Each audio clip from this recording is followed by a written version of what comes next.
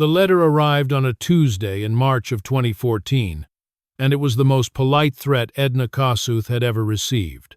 It was printed on heavy cream-colored paper with the letterhead of Meridian Energy Partners, LLC, and it used words like easement and eminent domain and fair market compensation and public necessity and greater good.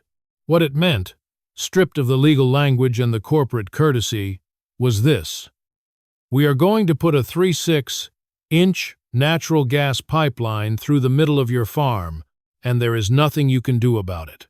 Edna was 74 years old. She farmed 240 acres in Cedar County, Nebraska. She had farmed it alone since her husband, Martin, died in 2002. 12 years of planting and harvesting and mending fences and fixing equipment and paying taxes and sleeping alone in a house that was too quiet and too big and too full of memories. The farm had been in the Kossuth family since 1882, when Edna's great-grandfather, a Hungarian immigrant named János Kossuth, had filed a homestead claim on 160 acres of prairie grass and built a sod house with his bare hands. 5 generations. 132 years. The longest continuously family-owned farm in Cedar County. And Meridian Energy Partners wanted to cut a 7.5-foot wide permanent easement through the heart of it. The pipeline route crossed 1,400 feet of Edna's property. It would destroy 2.4 acres of prime farmland permanently. The easement meant she could never build on it, never plant trees on it, never do anything that might interfere with the pipe buried 4 feet underground. But the real damage was worse than the acreage. The pipeline crossed directly over Edna's spring. Not a well, a natural spring. A place where water came up from the ground on its own, had been coming up from the ground on its own for as long as anyone could remember. Cold and clean and constant, feeding a small creek that watered 60 acres of bottom-ground pasture where Edna ran 35 head of Black Angus cattle. That spring was the reason János Kossuth had chosen this particular quarter section in 1882. Not the soil, which was good but not exceptional. Not the location, which was remote. The water. János had written about it in a letter to his brother in Budapest. The letter was framed on Edna's living room wall. The Hungarian script faded but still legible. I have found a place where the water comes from the earth like a gift. The water is cold and sweet and it never stops. I will build my house here and my children will drink from this water and their children after them. This is the promise of this land. Edna read that letter every morning while she drank her coffee. She had read it roughly 18,000 times. She could recite it from memory in both English and Hungarian. And now a corporation from Houston, Texas, wanted to bury a steel pipe full of pressurized natural gas directly over the source of that water. Edna called a lawyer. His name was Ray Pelton, and he worked out of a small office above the hardware store in Hardington. He was 62 years old, semi-retired, and he specialized in farm law land disputes, water rights, estate planning, the kind of quiet legal work that keeps rural America functioning. Ray looked at the letter and sighed. "Edna," he said, "I'm not going to lie to you. Eminent domain is a powerful tool. If the pipeline has been approved by the State Public Utility Commission, and it has, then Meridian has the legal right to condemn your easement. They have to pay you fair market value, but they don't need your permission." "How much?" Edna asked. Ray checked the numbers. "For 2.4 acres of easement in Cedar County? Maybe $12,000. Plus crop damage during construction. Maybe $15,000 total." Edna was quiet. $15,000. For a spring that had been flowing since before the Civil War. "Is there anything I can do?" she asked. Ray was honest. "Probably not," he said. "You can negotiate the price. You can request route modifications. But if the PUC has approved the route is the route." Edna went home. She sat at her kitchen table and looked at János's letter on the wall. She looked at the spring through the kitchen window. She could see the green patch where the water surfaced, even from 200 yards away, because the grass was always greener there, always taller, always the first to turn green in spring and the last to turn brown in fall. Then she went to the basement. The Kossuth family kept everything. 5 generations of paperwork, records, correspondence, receipts, deeds, and documents, stored in wooden filing cabinets that Janos had built from walnut trees he'd cut on the property. The cabinets were beautiful in the way that old furniture is beautiful, dark with age, smooth from a century of hands opening and closing the drawers, smelling of wood and dust and time. Martin had organized them before he died, labeled every drawer, created an index card system that cataloged every document by date and type. It was the last project he'd completed, working in the basement on weekends during the fall of 2001, 2 months before the cancer took him. Edna had found the index card box on his workbench with a sticky note on top that said, "Done. All organized. Don't let it get messy again." She hadn't let it get messy. She'd filed every document, every tax form, every insurance policy, every equipment receipt in its proper drawer with its proper label for 12 years. It was her way of keeping Martin's order alive, of maintaining the system he'd built, of doing the one thing he'd asked her to do. Now she was searching that system for something she didn't know existed. Edna spent 3 days in the basement. She went through every drawer.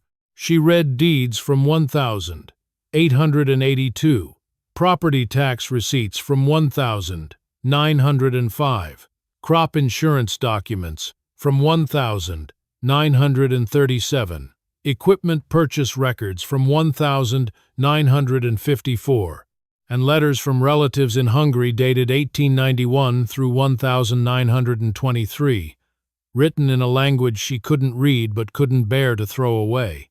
She wasn't looking for anything specific. She was looking for anything that might help. Old deeds, survey records, county plat maps. Anything that might give her a legal foothold, a technical argument, a reason to say no. On the first day, she found the original homestead patent, signed by Chester A. Arthur, President of the United States, granting 160 acres to Janos Kossuth on the 12th of August, 1882. The paper was thick and stiff, the presidential seal embossed so deeply you could read it with your fingers in the dark. On the second day, she found a bundle of survey records from 1901, when the county had been officially platted. The surveyor's notes mentioned the spring. A constant spring of clear water emerges from limestone formation at SE quarter of Section 14, flowing estimated 8 gallons per minute, suitable for domestic and agricultural use. 8 gallons per minute. In 1901, the spring was still flowing at roughly the same rate. 113 years later, it had never stopped. Not during the Dust Bowl, not during the drought of 1954, not during the summer of 1988, when every creek in the county went dry. On the third day, in the bottom drawer of the oldest cabinet, underneath a stack of canceled checks from 1947 that Martin had apparently left in place as an archaeological layer of family history, she found a document she had never seen before. It was written on parchment, not paper, parchment. The ink was brown with age, the handwriting ornate and formal, the language dense with legal terminology from another century. The document was dated the 14th of April, 1882, the same year Janos filed his homestead claim. It was a water rights certificate, issued by the Territorial Water Master of Nebraska, granting to one Janos Kossuth and his heirs, and assigns in perpetuity the exclusive right to the use, enjoyment, and protection of the natural spring located on the southeast quarter of Section 14, Township 31 North, Range 2 west of the 6th Principal Meridian, Cedar County, Nebraska Territory. Edna read it 3 times. Then she read the last paragraph. No person, corporation, government, or entity shall alter, divert, contaminate, obstruct, or in any manner interfere with the natural flow of said spring, nor shall any construction, excavation, or disturbance of the ground be permitted within a distance of 200 feet from the spring source, without the express written consent of the rights holder or their legal successors. 200 feet. The pipeline route crossed within 80 feet of the spring source. Edna drove to Ray Pelton's office the next morning. She put the document on his desk. Ray picked it up carefully. He read it once. He read it again. He put on his reading glasses and read it a third time, word by word. Then he leaned back in his chair and started to laugh. "Edna," he said, "do you know what this is?" She shook her head. "This is a prior appropriation water right," Ray said. Nebraska water law is based on the doctrine of prior appropriation. First in time, first in right. Your great-grandfather filed this claim in 1882. It predates the state constitution. It predates the county. It predates the pipeline company by 132 years. And it specifically prohibits any construction within 200 feet of the spring source. Can they override it? Edna asked. Ray was still smiling. Edna, prior appropriation water rights in Nebraska are constitutional rights. They're not easements. They're not permits. They are property rights with the same legal standing as the deed to your land. The only way to override a prior appropriation right is to prove that the proposed use is more beneficial than the existing use, and that the rights holder will be fully compensated, and that there is no feasible alternative. He paused. A natural gas pipeline through one county in Nebraska is not more beneficial than a 132-year-old water source that feeds a working farm, and there is always a feasible alternative they can go around. Edna sat very still. "So I can say no?" she asked. Ray picked up the phone. "You can do better than that," he said. "You can make them move." The legal battle took 14 months. Meridian Energy Partners did not go quietly. They sent lawyers, expensive ones, from Omaha, from Denver, from Houston. Men and women in dark suits who drove rental cars and stayed at the Holiday Inn in Hardington and billed $450 an hour, and produced legal briefs that were 80 pages long and cited precedents from 14 states and used words like unconscionable burden and regulatory taking and public interest override. Ray Pelton read every brief. He read them at his desk above the hardware store, with a cup of coffee from the gas station across the street and a yellow legal pad covered in notes. He didn't have a paralegal. He didn't have a law clerk. He didn't have a Westlaw subscription. He drove to the University of Nebraska Law Library in Lincoln, 180 miles round trip, to do his case research, and he did it 3 times. The first legal challenge was authenticity. Meridian's lawyers argued that the document could be a forgery. It was 132 years old. The parchment was fragile. The ink was faded. The Territorial Watermaster's Office no longer existed. How could anyone verify that this document was real? Ray Pelton drove to Lincoln and found a forensic document examiner at the University of Nebraska, a woman named Dr. Catherine Holtz, who had spent 25 years authenticating historical documents for museums, archives, and courtrooms across the Great Plains. Dr. Holtz examined the parchment under magnification. She tested the ink composition with X-ray fluorescence spectroscopy. She compared the handwriting to known samples of the Territorial Watermaster's correspondence held in the Nebraska State Historical Society archives. Her report was 34 pages long and concluded with a single sentence. This document is authentic and was produced consistent with the date inscribed upon it. The second challenge was the chain of title. Meridian's lawyers argued that even if the document was real, the water right might have been abandoned, transferred, or extinguished at some point during the 132 years since it was issued. Ray spent a week in the Cedar County courthouse, going through every property transfer record from 1882 to 2014. Deed books, plat records, county commissioner minutes, tax assessment rolls. Transfer certificates. The chain was unbroken. Janos to his son Carl 1918. Carl to his son Frederick 1949.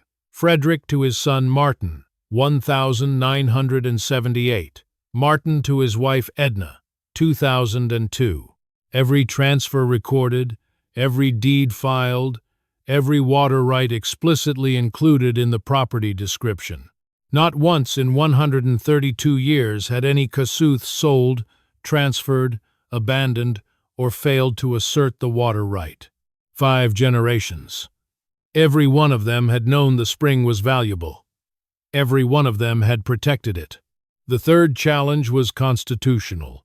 Meridian argued that the territorial water rights system had been superseded by state law, that Nebraska's statehood in 1867 and its subsequent water legislation had effectively overwritten any rights granted by territorial authorities.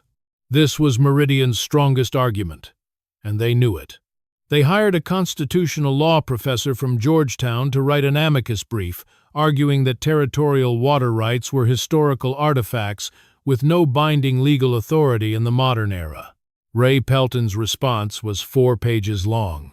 He cited 3 Nebraska Supreme Court decisions, 1934, 1962, and 1988, each of which had explicitly upheld prior appropriation water rights established under territorial law.